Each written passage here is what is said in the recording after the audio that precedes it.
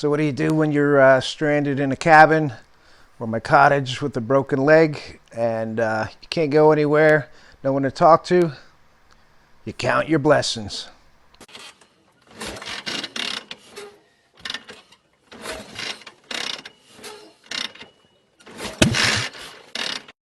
Damn it!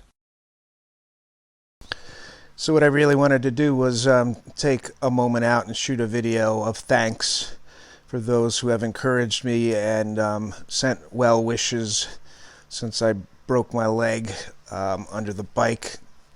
I'll tell you how it happened, so everyone knows that a bike is to be respected even at 1/2 mile an hour. I had brought it home up here to the cabin, and I had to leave for the weekend, but I had no safe place to put it, so I tucked it in an area halfway in my porch. It wouldn't fit, but I got it out of sight, and when I got back I needed to move it and so I could get in and out, and it was sort of a downhill incline, so I backed it up with my feet and I started it, and I figured just first gear, 1/2 mile an hour, feather in the clutch, keeping my feet on the ground, I'd move it to the other side of the yard. But it had been raining, and I live on a river, and things were very slick, and I had to bring it up a slight incline, and what happened was the back wheel slid out, and I planted my right foot hard, to keep it up, and my foot also slid in the mud, and the bike turned over on its right side onto my right leg, and when I got it out from underneath, it was moving all funny, my foot, like it wouldn't stay straight. But adrenaline, as it were, I'm staring at this bike I just bought, and I'm like, I'm not leaving you there. And I was actually able to get it up and move it to where I needed to move it without dumping it again, because I refused to leave it in the mud, all on a broken fibula bone. And by the time I got it parked and put something under the kickstand so it would not sink, I couldn't make it back to the door. I basically dragged myself into the living room and attempted to call the neighbor, but I could hear his chainsaw, so I knew that I'd have to wait for that to stop. By the time they came, the neighbor and a couple other people that were out there, I was in semi-shock from pain or whatever. My clothes were drenched from sweat. I was shaking, and they had to carry me out, and I want to thank my neighbors for that.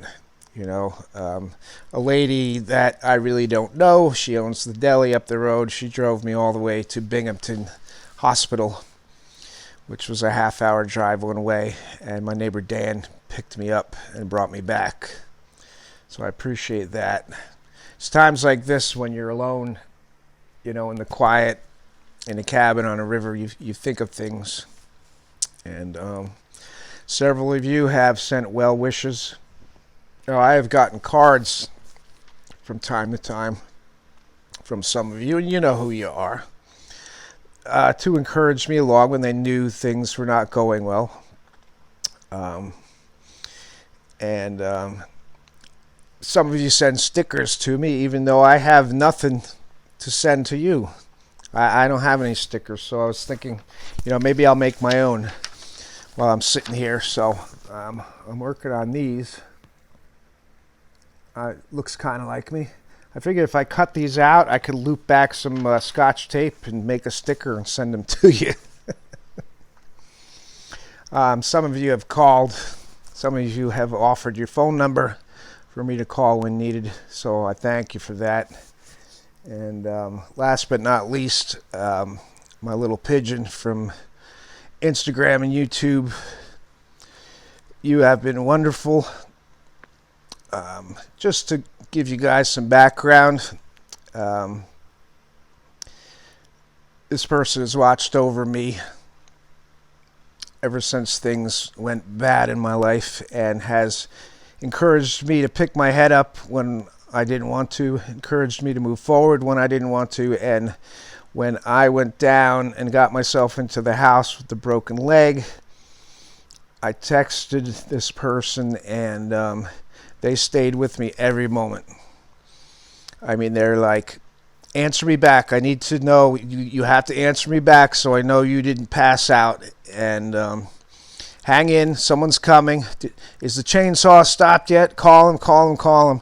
And through the whole ordeal, into the hospital, in pain, and back home again, this person who really is my best friend on social media, and at this point, when I compare these things to other people in my life, I'd have to say this person is my best friend in life also, even though we have never met.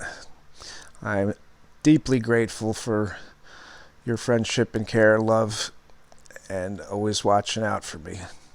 So, all y'all's on Instagram and YouTube, thank you from the bottom of my heart for encouraging me and poking in and asking me how things are going.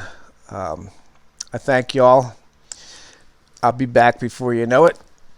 And until then, keep the top side of your dealio up.